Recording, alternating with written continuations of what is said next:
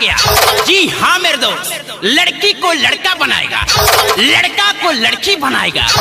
और एक खास बात मेरे दोस्तों, आपके पर्सनल सामान को गायब करके दिखाएगा। तो आइए बिना आपके समय को लेते हुए खेला को चालू करते हैं। अंतरु मंत्रु, अंतरु मंत्रु, लइका के समान उड़ंतरु जमूरे जी उस्ताद। अरे हुआ कि नहीं रे? मेरा तो है, लेकिन भाई साहब का पता नहीं। अरे अरे अरे दादा हो, साला हमार सामान बिलवा देलस, साला हमार ऑटो ले लस, चाउरो ले लस, और सामानो गायब कर देलस।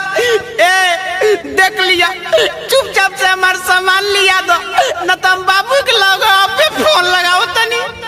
रुक जा तू।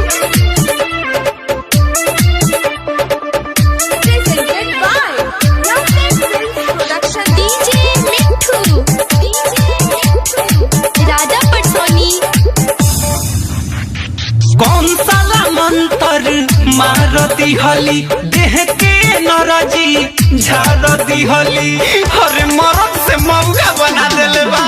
अरे कौन साला मंतर मारती हली, देह के नरजी झाड़ती हली।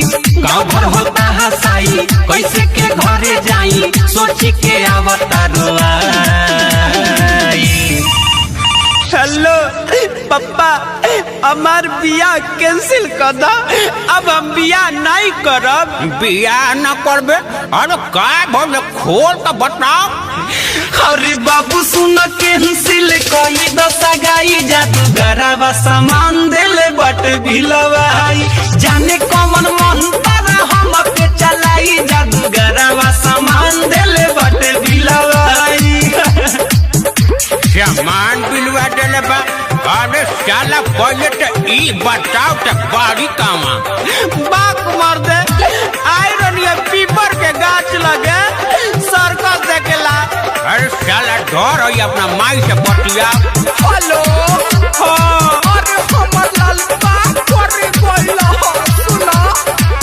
अकोरे लाल बोला कोइला हतू, खाना वो भी ठीक से न खोइला हतू, गोइल तुहार का जरूरी रला, घर में केहू से न बतैला हतू। सुन माई रे सड़क सगाह में अपना आइल रहनी ह देखे, घाट हमारे साथे गदी हले बचाऊ हटा लेके। जनती जे पहिले तो कबो ना आई तीरे, घर से निकल के रे माई। अरे कौन साला जादूगर है? बात कराओ तो बात कराओ। लो हेलो, अरे साला जादूगर, चुपचाप से हमला लड़का के सामान वापस लिया दे, ना तो साले है गोजी लेके आवत मुंह पे डाल के साला गांड पे निकाल दे। अरे बाबू सुन कैंसिल कई दशा गाई, जादूगरवा सामान देले बट भिलवाई, जाने कौन मंत्र हम पे चलाई, जादूगरवा सामान देले बट भिलवाई। अरे हमर बाबू, अरे चुप रहो चुप रहो, हम अबे आवतानी। हमरा लाल के का हो गइल हो? डीजे मिठू, राजा पटसोनी। ए फुटलिया के पापा, हमरा के बाबू लग ले चली ना।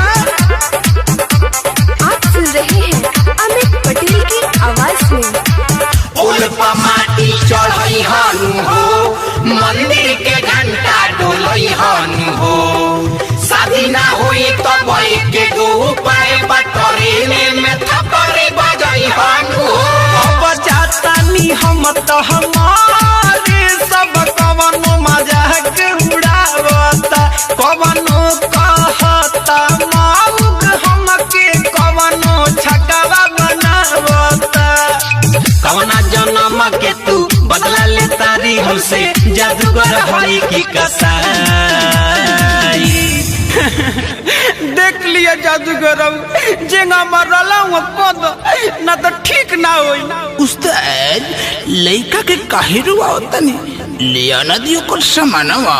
अरे साला चुप चुप, साले मारे लगी सब गाँव वाला मिल के मंतर भोर पर गइल बा। अरे बाबू सुन कैंसिल कोई दशा गाई जादूगरवा सामान दिल बाटे बिलवाई पापा सुन कैंसिल कोई दशा गाई जादूगरवा सामान दिल बाटे बिलवाई अरे जाए के बिना सामान के रहो